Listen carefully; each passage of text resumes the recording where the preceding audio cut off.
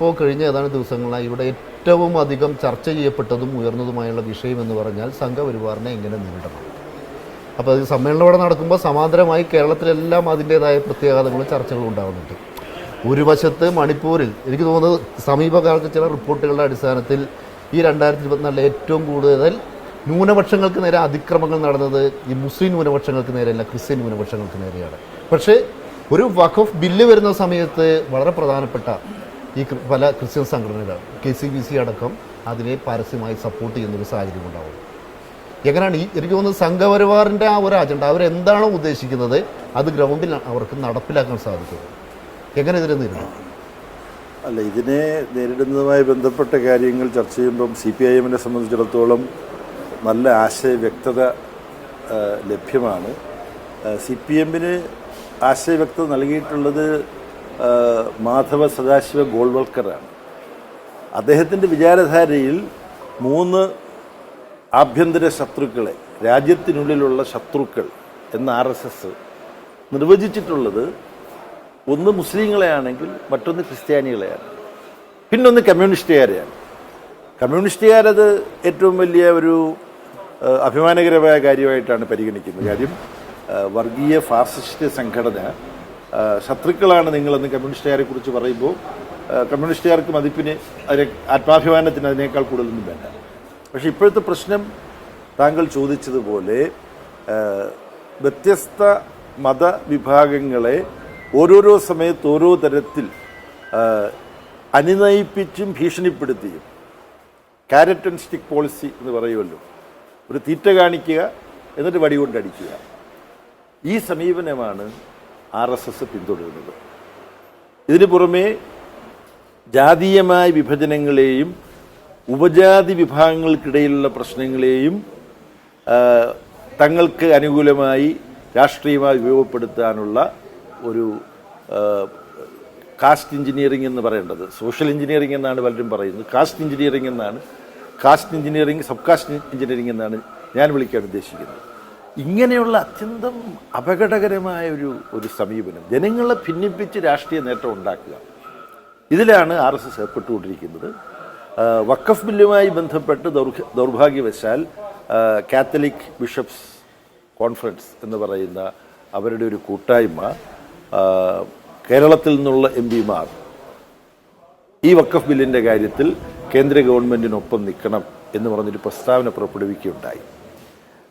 അവർ കാര്യങ്ങളെല്ലാം സൂക്ഷ്മമായിട്ട് കാണുന്നവരാണോ എന്ന് എനിക്കറിഞ്ഞുകൂടാ. ഒന്ന് മാത്രം ഞാൻ ചുരുക്കി പറയാം. നാസി ഭീകരതയുടെ നാളുകളിലെ അനുഭവം വെച്ചിട്ട് ഒരു പാസ്റ്റർ നീമോളർ എന്ന ഒരാളിൻ്റെ വളരെ പ്രസിദ്ധമായ കവിത പോലെ ആളുകൾ ഉദ്ധരിക്കാറുള്ള ഒന്നുണ്ട്. അമേരിക്കയിലെ ഒരു ഹോളോകോസ്റ്റ് മ്യൂസിയത്തിൽ എഴുതി വച്ചിട്ടുള്ളത് അനുസരിച്ചാണെങ്കിൽ ആദ്യം അവർ കമ്മ്യൂണിസ്റ്റുകളെ തേടി വന്നു. ഞാനൊരു കമ്മ്യൂണിസ്റ്റിലായിരുന്നു എന്നുള്ളത് കൊണ്ട് ഞാൻ അനങ്ങിയില്ല, ഞാനൊന്നും പറഞ്ഞില്ല, പ്രതിഷേധിച്ചില്ല. പിന്നെ അവർ സോഷ്യലിസ്റ്റുകളെ തേടി വന്നു, ജൂതന്മാരെ തേടി വന്നു, ട്രേഡ് യൂണിയനിസ്റ്റുകളെ തേടി വന്നു എന്ന് പറഞ്ഞു. അപ്പോഴൊന്നും ഞാൻ അനങ്ങിയില്ല, ഞാനിതൊന്നുമല്ല. അവസാനം എന്നെ തേടി വന്നപ്പോൾ ആരും ഉണ്ടായിരുന്നില്ല എനിക്ക് വേണ്ടി സംസാരിക്കാൻ എന്ന് പറഞ്ഞുകൊണ്ട് വളരെ ഹൃദയസ്പർശിയായിട്ടാണ് പാസ്റ്റർ നീമോളറുടെ ആ വാക്കുകൾ. അതിൻ്റെ ചരിത്രത്തിലേക്ക് ഞാൻ സമയം ചുരുക്കം പോലും ആദ്യം ഒന്ന് മാത്രം പറയാം. ആദ്യം ഹിറ്റ്ലറുടെ ഉയർച്ചയിൽ വലിയ ആവേശം കൊണ്ടൊരു ചെറുപ്പക്കാരനായി, പിന്നീടാണ് ഹിറ്റ്ലറുടെ ചെയ്തികൾ എല്ലാം എന്താണ് എന്ന് മനസ്സിലായത്. അതെന്താണെന്ന് മനസ്സിലാക്കാൻ ഇന്ന് നരേന്ദ്രമോദിയും അമിത്ഷായും ഇന്ത്യയിൽ എന്ത് ചെയ്തുകൊണ്ടിരിക്കുന്നു എന്നുള്ളത് മാത്രം നോക്കിയാൽ മതി. അപ്പോൾ അദ്ദേഹം ഇതിനോട് പ്രതിഷേധം പ്രകടിപ്പിച്ചു. അപ്പോൾ അദ്ദേഹത്തെ നാസി ഭീകരർ പിടിച്ച് ജയിലിട്ടു. ചെമ്പട എന്ന് ജർമ്മനിയെ മോചിപ്പിച്ചപ്പോൾ അദ്ദേഹം പുറത്തു വന്നു. എന്നിട്ട് കോടതിയിലെ ഒരു വിചാരണയിലാണ് അദ്ദേഹം ഇത് പറഞ്ഞത്. ഇതുപോലെ ഒരുപാട് അനുഭവങ്ങൾ നമ്മൾ, സ്റ്റാൻ സ്വാമിയുടെ അനുഭവം, കാത്തലിക് ബിഷപ്പ് കൗൺസിൽ സ്റ്റാൻ സ്വാമിയെ മറന്നുപോയോ? മണിപ്പൂരിൽ നടക്കുന്നത് മറന്നുപോയോ? ജോൺ ബ്രിട്ടാസ് രാജ്യസഭ നടന്ന ചർച്ചയിൽ എണ്ണി പറഞ്ഞല്ലോ, 700 ആക്രമണങ്ങളാണ് ക്രിസ്തുവിൻ്റെ അനുയായികൾ എന്ന നിലയിൽ പല ഡിനോമിനേഷൻസ് ഉണ്ട് അവർക്ക് നേരെ, അവരുടെ പള്ളികൾക്ക് നേരെയുള്ളത്. അപ്പം ഓരോരോ സമയത്ത് സംഘപരിവാർ തങ്ങളെ ഓരോരുത്തരെ ലക്ഷ്യം വെക്കും. ചില സമയത്ത് ചിലരുടെ അനുനയന രൂപത്തിൽ പെരുമാറും, അവരെ ഒരു ന്യൂനപക്ഷത്തിനെതിരായി തിരിച്ചുവിടാൻ ശ്രമിക്കും, പിന്നെ നേരെ തിരിച്ചും. ഈ സമീപനമാണെന്നുള്ളത് ഇവർക്ക് മനസ്സിലാക്കാൻ കഴിയുന്നില്ല. CPIM party Congress, 24-ാം party Congress ഇവിടെ ഇത് സംബന്ധിതമായ വിഷയങ്ങളെല്ലാം ചർച്ച ചെയ്തതിന് ശേഷം വളരെ പ്രധാനപ്പെട്ട ഒരു തീരുമാനമെടുത്തിട്ടുണ്ട്. അത് ഈ ഫാസിസ്റ്റ് സ്വഭാവമുള്ള RSSന്റെ നിയന്ത്രണത്തിലുള്ള കേന്ദ്ര ഗവൺമെൻറ് നവഫാസിസ്റ്റ് പ്രവണതകൾ കാണിക്കുന്നു. അതിനെതിരായിട്ടുള്ള വിശാലമായ സമരസഖ്യം വളർത്തിയെടുക്കണം. ആ സമരസഖ്യത്തിൽ ഓരോ മതത്തിലെയും വിശ്വാസികളെ ആ മതത്തിൻ്റെ പേരിലുള്ള വർഗീയതയ്ക്കെതിരായിട്ടുള്ള സമരത്തിൽ അണിനിരത്തണം. വിശ്വാസികൾ എല്ലാവരും വർഗീയവാദികളല്ല. ഇത് പലപ്പോഴും ഞങ്ങൾ പറഞ്ഞു. ഈ സമീപനമുണ്ടെങ്കിലും അത് വളരെ വ്യക്തമായി എടുത്തു പറഞ്ഞിട്ടുണ്ട് ഇത്തവണ പാർട്ടി കോൺഗ്രസ് അംഗീകരിച്ച രേഖയിൽ. കാരണം CPM മുൻകൈയെടുത്ത് വിശ്വാസികളെ തന്നെ വർഗീയതയ്ക്കെതിരെ രംഗത്തിറക്കും, അവരെ അണിനിരത്തണം.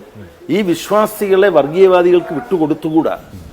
ഇന്ന് വർഗീയവാദികൾ വർഗീയവാദത്തെ വിമർശിക്കുമ്പോൾ അവര് അതിനെ അവതരിപ്പിക്കുന്ന കണ്ടോ നമ്മുടെ മതത്തെ വിമർശിക്കുന്നു എന്നാണ്. ഇപ്പം RSS ഹിന്ദു വർഗീയതയെ വിമർശിക്കുമ്പോൾ പറയുന്നത് ഹിന്ദുക്കളെ വിമർശിക്കുന്നു എന്നാണ്.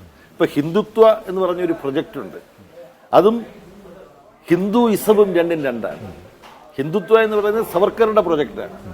അതിനെ തുറന്നു കാണിക്കുമ്പോൾ ഇതാ നമ്മുടെ മതത്തെ ആക്രമിക്കുന്നു എന്ന് പറഞ്ഞ് ഹിന്ദു മതം എന്നൊരു മതമുണ്ടോ എന്നൊക്കെ ശ്രീനാരായണ ഗുരു ചോദിച്ചിട്ടുണ്ട്. അതിലേക്ക് ഞാൻ കിടക്കുന്നില്ല. ഇന്നിപ്പോൾ ഹിന്ദു മതം എന്ന് പറഞ്ഞിട്ട് എണ്ണം പെരുപ്പിച്ച് കാണിക്കാൻ അവരാരെയൊക്കെയാണ് അണിനിരത്തുന്നത്? ക്ഷേത്രത്തിൽ പ്രവേശിക്കാൻ ചെന്നാൽ തല്ലിക്കൊല്ലുന്ന ചുട്ടുകരിക്കുന്ന ദലിതരെയെല്ലാം പാൻ ഹിന്ദു അലയൻസിന്റെ ഭാഗമാക്കാനാണ് ഇവർ ഉരുമ്പെടുന്നത്. ഇതെല്ലാം അത്യന്തം അപകടകരമായ സ്ഥിതി നമ്മുടെ രാജ്യത്ത് സൃഷ്ടിച്ചിട്ടുണ്ട്. അതിനെതിരായിട്ടുള്ള വലിയ സമരനിര പടുത്തുയർത്തണം. പക്ഷേ ആ സമരനിര ശക്തമായിട്ട് പടുത്തുയർത്താൻ ഇടതുപക്ഷത്തിനും CPMനും എന്തെങ്കിലും സംഭാവന നൽകാൻ കഴിയണമെങ്കിൽ CPMും ഇടതുപക്ഷവും ഇന്നത്തിന് അപേക്ഷിച്ച് പല മടങ്ങ് അതിൻ്റെ സ്വതന്ത്രമായ സ്വാധീനവും ശക്തിയും വർദ്ധിപ്പിക്കണം.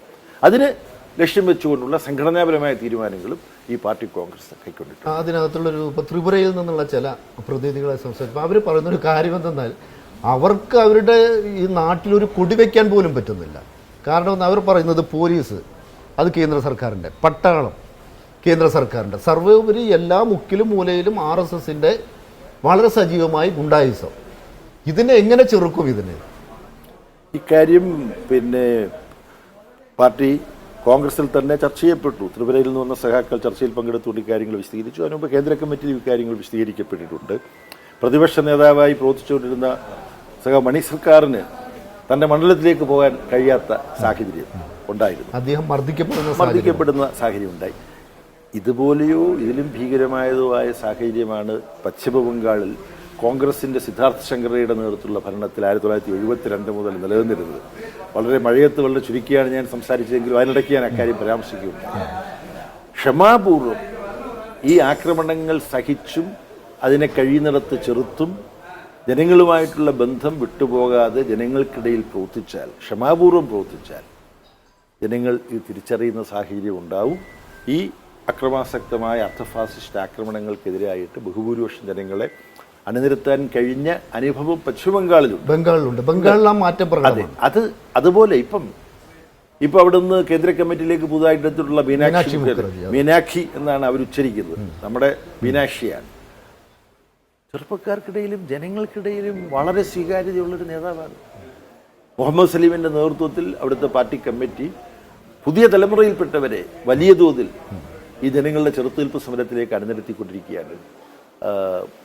അനധിവിദൂര ഭാവിയിൽ ബംഗാളിലും ത്രിപുരയിലും ഈ അതിക്രമങ്ങളെ മറികടക്കാനുള്ള ജനകീയ ശക്തി CPIMൻ്റെയും ഇടതുപക്ഷത്തിൻ്റെയും ശക്തി ഉയർന്നു വരും എന്ന കാര്യത്തിൽ ഞങ്ങൾക്ക് ശുഭാപ്തി. അത് ശരിയാണ്. ബംഗാളിൻ്റെയും ത്രിപുരയുടെയും കാര്യത്തിൽ ശരി, നമുക്കൊരു ശുഭാപ്തി വിശ്വാസം ഉണ്ടെന്ന് തന്നെ പറയും. പക്ഷേ നമ്മൾ ഉത്തർപ്രദേശ് ഒരു കാലത്ത് അവിടെ MLAമാരുണ്ടായിരുന്നു, MP മാരുണ്ടായിരുന്നു. ബീഹാറിൽ താരതമ്യേന മെച്ചപ്പെട്ടൊരു അവസ്ഥയിലാണ് ഇടതുപക്ഷം. ഗുജറാത്തിൽ, ഹിമാചൽ പ്രദേശിൽ, ഇങ്ങനെയുള്ള ഛത്തീസ്ഗഡിൽ, ജാർഖണ്ഡിൽ ഈ പ്രദേശങ്ങളിലെല്ലാം പാർട്ടിക്ക് ഒരു വലിയ മുന്നേറ്റം ഉണ്ടാക്കാതെ എങ്ങനെ ഈ വർഗീയതയെയും നവ ഉദാരവൽക്കരണങ്ങളെയും ചെറുക്കാൻ സാധിക്കും? ഇവിടങ്ങളിലെല്ലാം ഇപ്പോൾ ഞങ്ങൾ കേന്ദ്ര കമ്മിറ്റിയും PBയും പാർട്ടി കോൺഗ്രസും ചർച്ച ചെയ്തിട്ടുള്ളൊരു പ്രധാനപ്പെട്ട കാര്യം, രണ്ട് നിലയിലുള്ള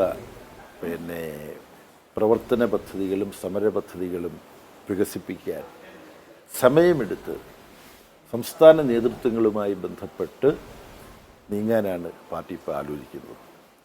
കാരണം ഓരോ പ്രദേശത്തും ഒരു ഹ്രസ്വകാല പദ്ധതി വേണം. പെട്ടെന്ന് തന്നെ ജനങ്ങളെ അണിനിരത്താനുള്ള ജനകീയ പ്രശ്നങ്ങൾ ഏറ്റെടുത്തുകൊണ്ടുള്ള സമരങ്ങൾ, ഇങ്ങനെയുള്ള പല സമരങ്ങളും ഈ കാലഘട്ടത്തിൽ ഇന്ത്യയുടെ പല ഭാഗങ്ങളിലും നടന്നിട്ടുണ്ട്. ഇപ്പം നാസിക്കിൽ നിന്ന് ബോംബെയിലേക്ക് നടന്ന കർഷകരുടെ സമരം, രാജസ്ഥാനിൽ ന്യായമായ കോമ്പൻസേഷൻ കിട്ടാതെ പോയ അവകാശങ്ങൾ നിഷേധിക്കപ്പെട്ട ജനങ്ങളെ അണിനിരത്തിക്കൊണ്ട് ആ പ്രയാസങ്ങളുണ്ടായിരുന്നവർക്ക് വളരെ തൃപ്തികരമായ വിധത്തിൽ ആ പ്രശ്നങ്ങൾ സമരത്തിലൂടെയും ഇടപെടലിലൂടെയും പരിഹരിക്കാൻ കഴിഞ്ഞ അനുഭവമുണ്ട്. കർണാടകയിൽ വലിയ ചില വ്യവസായ പദ്ധതികൾ വരുന്ന സ്ഥലത്ത് തുച്ഛമായ കോമ്പൻസേഷൻ മാത്രം കൊടുത്തുകൊണ്ട് ഭൂമി ഏറ്റെടുത്ത കേസുകൾ അവിടുത്തെ പാർട്ടിയും ട്രേഡ് യൂണിയനും ജനങ്ങളെ അണിനിരത്തിക്കൊണ്ട്, പാർട്ടിയിലും ട്രേഡ് യൂണിയനും ഉള്ള ജനങ്ങൾ മാത്രമല്ല, ഇതിൻ്റെ കെടുതി അനുഭവിക്കുന്ന ജനങ്ങളെ അണിനിരത്തിക്കൊണ്ട് നടത്തിയിട്ടുള്ള ഇടപെടലിലൂടെ നേട്ടങ്ങൾ ഉണ്ടാക്കിയ അനുഭവമുണ്ട്. IT കമ്പനികളിലൊന്നും യൂണിയനുകൾ പാടില്ല എന്നുള്ളതാണ് പൊതുവിൽ സാർവത്രികമായി അംഗീകരിക്കപ്പെട്ടുള്ളതെന്നുള്ളതാണ് ഒരു സങ്കല്പം. പക്ഷേ തമിഴ്നാട്ടിൽ CITUവിൻ്റെ യൂണിയൻ സാംസങ് ഫാക്ടറിയിൽ ഉണ്ടാവുകയും അതിന് ആ സംസ്ഥാനത്താണ് നമ്മളിപ്പോൾ ഇരുന്ന് സംസാരിക്കുന്നത്. ആ പ്രശ്നത്തിൽ CITU യൂണിയൻ ശക്തമായ നിലപാടെടുത്തു. അതിലെല്ലാം പങ്കെടുത്ത പലരും പങ്കെടുത്തു. അപ്പോൾ ഇത്തരത്തിലുള്ള ഇടപെടലുകൾ ഇപ്പം തന്നെ നടക്കുന്നുണ്ട്. തെലങ്കാനയിൽ നടന്ന വീട് വെക്കാനുള്ള ഭൂമിക്ക് വേണ്ടിയിട്ടുള്ള ദീർഘമായ സമരവും അതിൻ്റെ അടിസ്ഥാനത്തിൽ പിന്നെ വീട് വെക്കാനുള്ള ഇടം നേടിയെടുക്കാൻ കഴിഞ്ഞ അനുഭവങ്ങളുണ്ട്. ഇത്തരത്തിലുള്ള അനുഭവങ്ങൾ എല്ലാമായി എന്നുള്ള തെറ്റിദ്ധാരണയിലേക്ക് നമ്മൾ എത്തിച്ചുകൂടാ. പക്ഷേ പെട്ടെന്ന് ഒരു പോരാട്ടത്തിലൂടെ, ലോക്കൽ സ്ട്രഗിളുകൾ, പ്രാദേശിക സമരങ്ങളിലൂടെ ജനങ്ങൾക്ക് ഇത്തരം സമരങ്ങളിലൂടെ താൽക്കാലികമായി അനുഭവപ്പെടുന്ന ചില നേട്ടങ്ങൾ ഉണ്ടാക്കാൻ കഴിയും എന്ന ആത്മവിശ്വാസം പകർന്നു കൊടുക്കുക. അതോടൊപ്പം ദീർഘകാലാടിസ്ഥാനത്തിൽ ക്ഷമാപൂർവ്വം, പെട്ടെന്ന് ഫലമൊന്നും ഉണ്ടായില്ലെങ്കിൽ പോലും ദീർഘകാലാടിസ്ഥാനത്തിൽ പ്രസ്ഥാനത്തെ വളർത്താൻ വേണ്ടിയിട്ടുള്ള ക്ഷമാപൂർവമായ ഇടപെടലുകൾ എന്ന് പറഞ്ഞാൽ മറ്റൊന്നുമല്ല.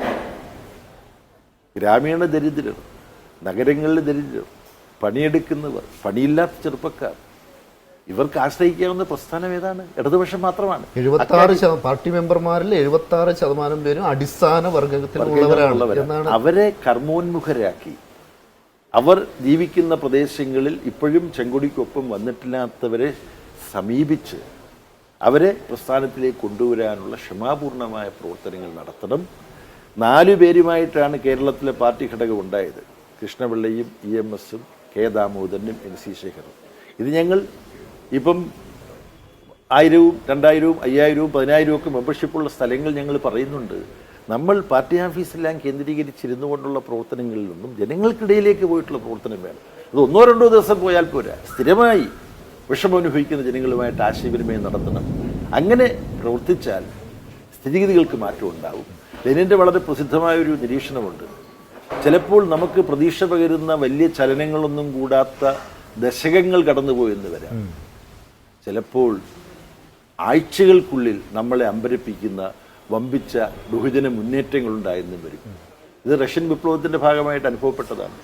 അതിന് സമാനമായൊരു അനുഭവം തൊട്ട് അയൽരാജ്യമായ ശ്രീലങ്കയിൽ നമ്മൾ കണ്ടു. 4 സീറ്റ് മാത്രം ഉണ്ടായിരുന്ന അനുര കുമാര ദിസ്നായകയുടെ പാർട്ടി, ജനതാ വിമുക്തി പെരുമന എന്നാണ് പേരെങ്കിലും ഒരു നാഷണൽ പീപ്പിൾസ് പവർ എന്ന് പറഞ്ഞുകൊണ്ട് ഒരു വിശാലമായ വേദി അവരുണ്ടാക്കി. നമ്മളിവിടെ ഇടതുപക്ഷ ജനാധിപത്യം എന്നൊക്കെ പറയുന്നത് പാർട്ടി കോൺഗ്രസുകൾ നടന്നപ്പോൾ അവരുടെ പ്രതിനിധികളെല്ലാം വരാറുണ്ട്. കൊച്ചിയിൽ വെച്ച് നടന്ന 2017 നടന്ന റഷ്യൻ വിപ്ലവത്തിന്റെ 100ാം വാർഷികത്തോടനുബന്ധിച്ച് നടത്തിയ സെമിനാർ, ആ സെമിനാറിൽ JVPയുടെ പ്രതിനിധികളുണ്ടായിരുന്നു. അപ്പം ആ പാർട്ടി ഇപ്പോൾ 4-ൽ 3 ഭൂരിപക്ഷം പാർലമെന്റിലുള്ള പാർട്ടിയാണ്. ആദ്യം പ്രസിഡന്റ് സ്ഥാനത്തേക്ക് ജയിച്ചു, ആരും പ്രതീക്ഷിച്ചില്ല. പിന്നെ അവിടുത്തെ ജനപ്രതിനിധി സഭയിലേക്ക് തെരഞ്ഞെടുപ്പ് നടന്നപ്പോൾ വലിയ ഉത്കണ്ഠയുണ്ടായിരുന്നു. ദിസ്തായയുടെ വിജയത്തെക്കുറിച്ചെല്ലാം ഞാൻ ചില യോഗങ്ങളിൽ പ്രസംഗിക്കുകയും ലേഖനം എഴുതുകയൊക്കെ ചെയ്തപ്പോഴത്തേക്ക് അലസകാവി ഇനി പാർലമെന്റ് ഇലക്ഷൻ നടക്കാൻ പോകുന്നില്ലേ അവിടെ, അപ്പോൾ എന്ത് സംഭവിക്കും? ദിസ്നായക ജയിച്ചതുപോലുള്ള ചില അനുഭവങ്ങൾ സംഭവിക്കാമെന്ന് പറഞ്ഞെങ്കിലും ഇതുപോലൊരു തകർപ്പൻ വിജയം ഉണ്ടാവുമെന്ന് പ്രതീക്ഷിച്ചില്ല. അപ്പൊ ജനങ്ങൾ തയ്യാറാണ്, അവരെ വേണ്ടതുപോലെ സമീപിക്കണം. നേപ്പാളിലെ കാര്യം പറഞ്ഞു. അപ്പം കേരളത്തിലെ തുടർഭരണം എന്ന് പറഞ്ഞാൽ ചെറിയൊരു കാര്യമല്ല. പിന്നെ എല്ലാവരും എതിർത്തിട്ടും ജമ്മു കാശ്മീരിൽ താരിഗാമി ഒരു സീറ്റിലാണെങ്കിലും BJP ജമാഅത്തെ ഇസ്ലാമി സഖ്യത്തെ പരാജയപ്പെടുത്തി, ഏറ്റവും വിചിത്രമായ സഖ്യത്തെ പരാജയപ്പെടുത്തിക്കൊണ്ടാണ്. അപ്പം ഇവരെല്ലാം എല്ലാ തരത്തിലുള്ള വർഗീയവാദികളും പ്രതിലോമ ശക്തികളും ഭയപ്പെടുന്ന ഇടതുപക്ഷത്തെയാണ്. അതുകൊണ്ട് അവർക്കിടയിൽ ഒരു അപ്രഖ്യാപിതമായ കൂട്ടുകെട്ടുണ്ട്. ഇപ്പോൾ കമ്മ്യൂണിസ്റ്റ് മാനിഫെസ്റ്റോ തുടങ്ങുന്നത് എല്ലാ പിന്തിരിപ്പന്മാരും മെറ്റർണിക്കും പോപ്പും സാർ ചക്രവർത്തിയും എല്ലാം കമ്മ്യൂണിസ്റ്റ് ഭൂതത്തെക്കുറിച്ച് പറയുന്നു എന്ന് പറഞ്ഞിട്ടാണ് തുടങ്ങുന്നത് യൂറോപ്പിൽ. അതിന് സമാനമായി ഇടതുപക്ഷം വളരുന്ന സ്ഥലങ്ങളിലെല്ലാം വിപുലമായ പ്രതിവിപ്ലവ ശക്തികളുടെ കൂട്ടായ്മ ഉയർന്നു വരുന്നുണ്ട്. അങ്ങനെ ഉയർന്നു വരുമ്പോൾ അതിനെ എങ്ങനെ നേരിടണം എന്നുള്ളതിൽ ഭാവനാപൂർണമായി ഇടപെടാനും പ്രവർത്തിക്കാനും പ്രതികരിക്കാനും കമ്മ്യൂണിസ്റ്റ് പ്രസ്ഥാനത്തിന് കഴിയണം. അതിന് കഴിഞ്ഞേ തീരൂ എന്ന ഒരു നിലയിലാണ് ഈ പാർട്ടി കോൺഗ്രസിൽ പ്രതിനിധികളും സഖാക്കളും ചർച്ചയിൽ പങ്കെടുത്തത്. അത് വലിയ ഊർജ്ജമാണ്. അതിൻ്റെ അടിസ്ഥാനത്തിൽ അടുത്ത 3 വർഷം കൊണ്ടെല്ലാം മാറ്റം ഉണ്ടാവും എന്ന് പ്രതീക്ഷിക്കുന്നില്ല. പക്ഷേ മാറ്റത്തിൻ്റെ ചുവടുകൾ വയ്ക്കാൻ മുമ്പെന്നത്തെക്കാളും വേഗതയിലും മുമ്പെന്നത്തെക്കാളും വ്യക്തതയോടുകൂടിയും ചുവടുകൾ വെക്കാൻ CPIM-ന് കഴിയും എന്നാണ്. ഞാൻ വ്യക്തിപരമായിട്ടുള്ളൊരു കാര്യം, ഇപ്പോൾ ഉദാഹരണം പറഞ്ഞാൽ വളരെ ചെറുപ്പത്തിൽ താങ്കൾ ഈ പൊതുരംഗത്ത് സജീവമായി ഒരു വിദ്യാർത്ഥി സംഘടനാ രംഗത്ത് അതിൻ്റെ നേതൃസ്ഥാനത്തുണ്ടായിരുന്നു, DYFയുടെ നേതൃസ്ഥാനത്തുണ്ടായിരുന്നു, പാർലമെൻറ്റ് അംഗമായിരുന്നു, നിയമസഭാ അംഗമായിരുന്നു, മന്ത്രിയായിരുന്നു. ഇതിനെല്ലാം ഒപ്പം തന്നെ സാംസ്കാരിക രംഗത്ത് വളരെ സജീവമായി ഇടപെട്ടിരുന്നു. അപ്പോൾ ഇനിയിപ്പോൾ സാംസ്കാരിക രംഗത്ത് കൂടുതൽ സജീവമായി നന്നായി വായനാശീലമുള്ള ഒരാളാണ്. നല്ല പാട്ടുകൾക്കും നല്ല സിനിമകൾക്കാണ് ഇനിയിപ്പോൾ അതൊക്കെ സാധിക്കുക. നല്ല സമയം എങ്ങനെ വിനിയോഗിക്കണം എന്നുള്ളത് നമ്മളുടെ ചുമതലകളുമായിട്ട് കൂടി ബന്ധപ്പെട്ടാണ്. സ്വാഭാവികമായും ഇനി പാർട്ടിയുടെ ആവശ്യങ്ങൾക്ക് വേണ്ടി സമയത്തിൻ്റെ പരമാവധി നീക്കിവെക്കേണ്ടി വരും. ആ പരമാവധി നീക്കിവെക്കുമ്പോഴും അതിനിടയ്ക്ക് ജീവിതം എന്ന് പറയുമ്പോൾ സാംസ്കാരിക ജീവിതം കൂടിയാണ്.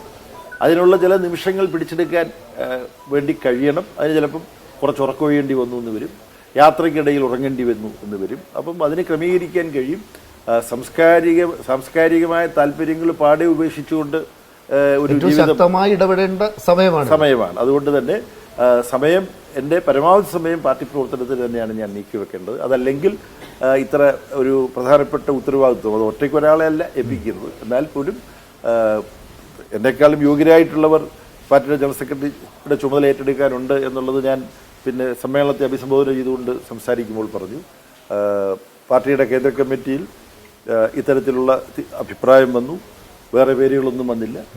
അപ്പം പ്രതികരിച്ചുകൊണ്ട് ഞാൻ ആദ്യം പറഞ്ഞത് പോളിറ്റ് ബ്യൂറോ മെമ്പർമാരുടെ തീരുമാനം പ്രപ്പോസൽ വെക്കേണ്ടത് തിരഞ്ഞെടുക്കപ്പെടുന്ന ജനറൽ സെക്രട്ടറിയാണ്. ആ നിർദ്ദേശം വെക്കുന്നതിന് മുമ്പ് ഞാൻ ഒരു വാചകം പറഞ്ഞു, ഈ ചുമതല ഏറ്റെടുക്കാൻ എന്നെക്കാളും അർഹരായ കഴിവുള്ള പ്രാപ്തരായ സഖാക്കൾ ഇവിടെ ഇരിപ്പുണ്ട്. പക്ഷെ നിങ്ങൾ ഈ ചുമതല ഞാൻ ഏറ്റെടുക്കണം എന്ന് തീരുമാനിക്കുമ്പോൾ പാർട്ടിയുടെ ഒരു അച്ചടക്കമുള്ള പ്രവർത്തകൻ എന്നുള്ള നിലയിൽ അത് ഞാൻ അംഗീകരിക്കുന്നു എന്ന് മാത്രമേ ഉള്ളൂ എന്ന് ഞാൻ കേന്ദ്ര കമ്മിറ്റിയിൽ പറഞ്ഞു. പ്രതിനിധി സഖാക്കളോട് ഞാൻ സംസാരിക്കുമ്പോൾ പറഞ്ഞു. അത് വെറും ഒരു ഉപചാരത്തിന് പറഞ്ഞതല്ല, കൃത്യമായിട്ട് അറിയാവുന്നതാണ്. പാർട്ടിയിലെ ഇപ്പം ഇന്ത്യയിലെ CPM-ന്റെ ഏറ്റവും മുതിർന്ന നേതാവ് സഖാവ് പിണറായി വിജയൻ, അദ്ദേഹം പിന്നെ പ്രായം സംബന്ധിച്ച ചട്ടത്തിന് ഇളവ് നൽകിക്കൊണ്ട് ഈ പോളിറ്റ് ബ്യൂറോയിലും കേന്ദ്ര കമ്മിറ്റിയിലുമുണ്ട്. അതുപോലെ തന്നെ എന്നെക്കാളും മുമ്പ് PB-യിൽ വന്ന ആളാണ് പിന്നെ സഖാവ് രാഹുൽ. അപ്പം ഇതൊരു ഗവൺമെൻറ് സർവീസ് അല്ല എന്ന് മുമ്പ് ഇത് സംബന്ധിച്ച് ചോദ്യം വന്നപ്പോൾ ഞാൻ പറഞ്ഞതുപോലെ പലതരത്തിലുള്ള കഴിവുകളും പ്രാപ്തികളും പ്രാഗൽഭ്യവും ഉള്ളവരുണ്ട്. പക്ഷേ അതാണ് പാർട്ടിയുടെ കരുത്ത്. ഈ കഴിവുകളെല്ലാം സഖാവ് പിണറായിയുടെ അനുഭവ സമ്പത്ത്, തെലങ്കാന സമരത്തിന് നാട്ടിൽ നിന്ന് വരുന്ന സഖാവ് രാഹുലുവിൻ്റെ സംഘടനാപരമായ അനുഭവ സമ്പത്ത്, ബംഗാളിൽ നിന്നുള്ള സലിമിൻ്റെ കഴിവ്, പുതിയ തലമുറയിൽപ്പെട്ട സഖാക്കൾ വന്നിട്ടുണ്ട്. ഇതെല്ലാം കൂട്ടിയിണക്കി അവരുടെ എല്ലാം ശേഷി പാർട്ടിക്കും പ്രസ്ഥാനത്തിനും രാജ്യത്തിനും വേണ്ടി വിനിയോഗിക്കുക എന്നുള്ള ഒരു ചുമതല, ഒരു ഏകോപനം നടത്തുന്ന ചുമതല. ഇപ്പോൾ സീതാറാം മരിച്ചതിന് ശേഷം പാർട്ടി കോൺഗ്രസ് വരെ ചുമതല നിർവഹിച്ച ആളെ കൊടുത്ത പേര് തന്നെ കോർഡിനേറ്റർ എന്നാണ്. യഥാർത്ഥ ജനറൽ സെക്രട്ടറിയുടെ ഒരു ജോലി കോർഡിനേറ്ററുടെ ജോലിയാണ്. ആ ജോലി നിർവഹിക്കാൻ എല്ലാവരും എൻ്റെ കൂടെ സഹകരിക്കും എന്നാണ് പ്രതീക്ഷിക്കുന്നത്. അപ്പോൾ തീർച്ചയായിട്ടും എനിക്ക് തിരഞ്ഞെടുപ്പ് വേണം. പിന്നെ ഇപ്പം ആശ്വാസകരമായിട്ടുള്ളത് റോജർ ഫെഡറർ ടെന്നീസ് കളിക്കുന്നുണ്ടെങ്കിൽ അത് കാണാതിരിക്കാൻ എനിക്ക് സാധാരണ കഴിയില്ല. ആശ്വാസം അദ്ദേഹം കളി നിർത്തിയെന്നുള്ളത്. അപ്പൊ അങ്ങനെ റോജർ ഫെഡറർ എന്നോട് സഹകരിക്കുന്നുണ്ട്. കൂടുതൽ ഫുട്ബോള് മെസ്സി കളിക്കുന്നുണ്ടെങ്കിൽ ആ കളി മുഴുവൻ കാണുമായിരുന്നു. പക്ഷെ ഇപ്പൊ ഹൈലൈറ്റ് മാത്രം നോക്കിയാൽ മതി. അത് 5-6 മിനിറ്റ് കൊണ്ട് ഹൈലൈറ്റ് നോക്കാൻ പറ്റും. പക്ഷേ ലോകപ്രശസ്തരായ കമ്മ്യൂണിസ്റ്റ് നേതാക്കൾ എല്ലാവരും തന്നെ ഇതേപോലെ ഈ സ്പോർട്സിനെ സ്നേഹിച്ചിരുന്ന ആൾക്കാരായിരുന്നു, നല്ല വായനാശീലമുള്ള ആൾക്കാരായിരുന്നു. അവർക്കെല്ലാം അവരുടെ പ്രതിഭയുടെ ഔന്നത്യം കൊണ്ട് ഇതെല്ലാം ഒരുമിച്ച് കൊണ്ടുപോകാൻ കഴിയുമായിരുന്നു. ഇപ്പോൾ കാൾ മാർക്സിനെ കുറിച്ച് നമ്മൾ വായിക്കുമ്പോൾ ഷേക്സ്പിയറിൻ്റെ ഒരുപാട് രചനകളൊക്കെ അദ്ദേഹത്തിന് ഹൃദിസ്ഥമായിരുന്നു. ഹോമർ, പിന്നെ ലോകത്തെ എഴുത്തുകാർ, പിന്നെ മാർക്സ് ലണ്ടനിൽ മൂലധനം എഴുതിക്കൊണ്ടിരിക്കുമ്പോഴാണ് ചാൾസ് ഡിക്കൻസ് അതേ സമയത്താണ് അതേ നഗരത്തിൽ ഇരുന്ന് അദ്ദേഹത്തിന്റെ പ്രസിദ്ധമായ കൃതികൾ എഴുതിയിട്ടുള്ളത്. ചാൾസ് ഡിക്കൻസിനെയൊക്കെ വായിച്ചിട്ട് മാർക്സ് പറഞ്ഞിട്ടുണ്ട്, നമ്മൾ ജീവിക്കുന്ന ഈ ഇംഗ്ലണ്ടിലെ സാമൂഹ്യ അവസ്ഥ എന്താണ് എന്നുള്ളത് സാമൂഹ്യശാസ്ത്ര ഗ്രന്ഥങ്ങൾ വായിച്ചാൽ മനസ്സിലാക്കുന്നതിനേക്കാൾ കൂടുതൽ ഡിക്കൻസിന്റെ രചനകൾ വായിച്ചാൽ, നോവലുകൾ വായിച്ചാൽ മനസ്സിലാക്കാൻ കഴിയും എന്ന് മാർക്സ് പറയണമെങ്കിൽ മാർക്സ് അത് വായിച്ചിരുന്നു എന്നുള്ളതാണ്. ഈ തിരക്കിട്ടും മൂലധനം എഴുതുന്നതിനിടയ്ക്കും ഡിക്കൻസിനെ അദ്ദേഹം വായിച്ചിരുന്നു എന്നാണ്. അപ്പോൾ ഇത്തരത്തിലുള്ള അഭിരുചികളും താല്പര്യങ്ങളും ഒരുമിച്ച് കൊണ്ടുപോകാൻ കഴിയണം എന്നൊരാശയമാണ് മാർക്സും ലെനിനും ഒക്കെ മുന്നോട്ട് വെച്ചിട്ടുള്ളത്. പക്ഷെ നമ്മൾ അവരുമായിട്ട് ഒരു തരത്തിലും താരതമ്യപ്പെടുത്താൻ കഴിയാത്ത, പിന്നെ അവർ മഹാപർവ്വതങ്ങളാണെങ്കിൽ നമ്മളൊരു ചെറിയ മൺപുറ്റ് മാത്രമാണ്. എന്നാലും അവരെയൊക്കെ ഓർത്തുകൊണ്ട് അവരുടെ ആ സമീപനത്തിൻ്റെ ഒരു ചെറിയ അംശമെങ്കിലും നമ്മുടെ ജീവിതത്തിൽ നമുക്ക് പിന്തുടരാൻ കഴിയുമോ എന്ന് പരിശോധിക്കുക എന്ന് പറയുന്നത് അത്ര മോശം കാര്യമൊന്നുമല്ല. അങ്ങനെയാണ് ഞാനിതിനെ കാണുന്നത്. വളരെയധികം നന്ദി. കാരണം തിരക്കേറിയ ഒരു ദിവസമാണ്. ഇപ്പോൾ ഇതോടെ കഴിഞ്ഞിട്ടില്ല. ഇനിയും അവിടെ അഭിമുഖങ്ങൾക്കായി മറ്റ് TV ചാനലുകളെല്ലാം കാത്തു നിൽക്കുന്നുണ്ട്. പക്ഷെ കൈരളിക്ക് ഇങ്ങനെ ഒരു താല്പര്യം ഉണ്ടാകുമ്പം അത് സഹകരിച്ചിട്ട് മാത്രമേ മറ്റെന്തും എനിക്ക് ചിന്തിക്കാൻ കഴിയുള്ളൂ. വളരെ സന്തോഷം. വളരെ നന്ദി. വളരെ സന്തോഷം. എല്ലാ ഭാവുകങ്ങളും ആശംസിക്കുന്നു. നന്ദി, നമസ്കാരം.